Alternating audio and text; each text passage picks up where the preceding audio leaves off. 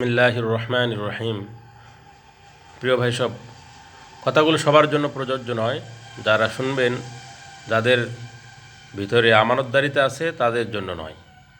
অধিকাংশর ক্ষেত্রে আমি বিশেষ করে গ্রামের লোকদের আমি নিজের চোখে দেখেছি এবং আমার অভিজ্ঞতা আছে এই বিষয়ে, আমি দেখেছি ছোটোবেলা, সেজন্য কথাগুলো বলতেছি তাদের উদ্দেশ্যে, সবার জন্য নয়।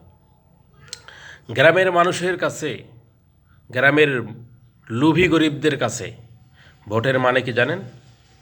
গ্রামের লুভি গরিব, লুভি মুসলমান গরিব, আবার মুসলমান, হিন্দু হিন্দু না, মুসলমান গরিবদের কাছে ভোটের মানে হলো 500 টাকা, ভোটের মানে হলো বিরিয়ানি, ভোটের মানে হলো এক পোটলা এক পোটলা বাদাম, ভোটের মানে হলো একটা এক ঝোলা, একটা ঝোলা তোমার জিলাপি। এদের কাছে ভোট তামাশা, একদম তামাশা। ওরা 500 টাকার বিনিময়ে ভোট বিক্রি করে দেয়। এরা একবার বিরিয়ানি খাওয়াইলে ওরা খুশি হয়ে যায়।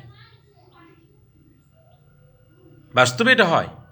গ্রামের মানুষেরা এটা বুঝে করে না না বুঝে করে। আচ্ছা, বোঝা না বোঝার কি আছে, অন্তত এতটুকু মেধা আছে, এই সমস্ত লোকগুলো সন্ত্রাস, এরা গুন্ডা, বদমাস, চাঁদাবাজ, টেন্ডারবাজ, এরা ক্ষমতায় গেলে এরা এই সমস্ত অপকর্ম করবে, এতটুকু জানা তো আছে।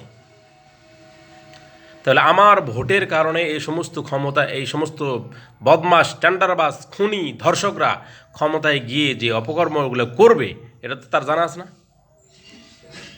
এই মূর্খদের জানা উচিত, তোমাকে তারা 500 টাকা দিয়েছে, এরা তোমার থেকে 5 লাখ টাকা খুলবে। তুমি গরিব, সারা জীবন তোমাকে গরিব রাখবে, ওরা জীবনে বড় লোক হতে দিবে না। তোমাকে এই 500 টাকা দিয়েছে না, 5 লাখ টাকা উসুল করে ছাড়বে। তুমি অফিসে, আদালতে যাবা, সেখানে ঘুষ নিবে তোমার থেকে।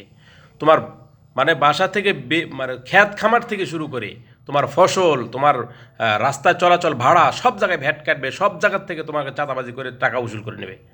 তো 500 টাকা নিয়ে তুমি কি ঘোড়ার ডিমটা করলা? একটা বাদামের পোটলা খেয়ে কি করে ফেললা? নীতি নৈতিকতা বলতে কিছু নেই।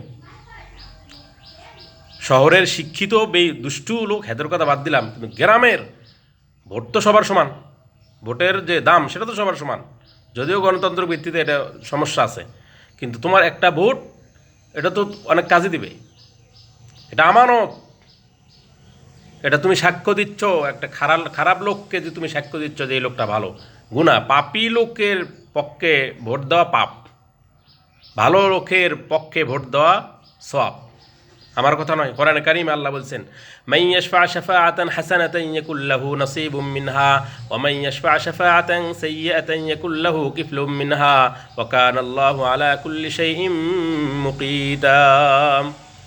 যে ব্যক্তি ভালো কাজের সুপারিশ করবে, এই ভালো কাজের সুপারিশের একটা অংশ তার আমলনামায় চলে যাবে, সুপারিশকারীর।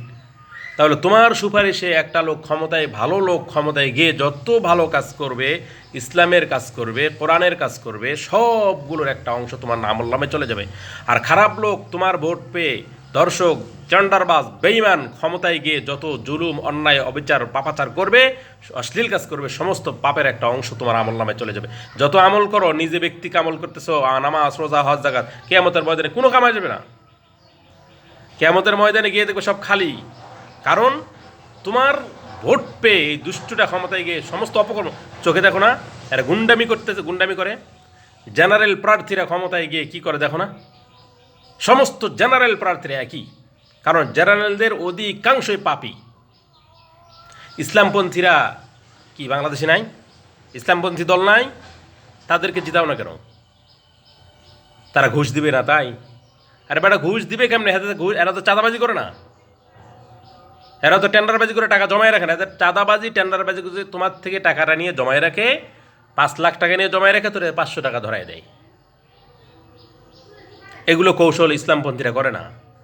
তারা সেবার জন্য আসে, মাখলুকের সেবা করতে আসে, মাখলুককে শোষণ করতে নয়। আর তারা আসে পকেট ভরাইতে। তারা রাজনীতিটাকে একটা বিজনেস বানায় ফেলেছে। রাজনীতি করলে ধনী হওয়া যায়, একটা ফুটপাত থেকে বিল্ডিং করা যায়।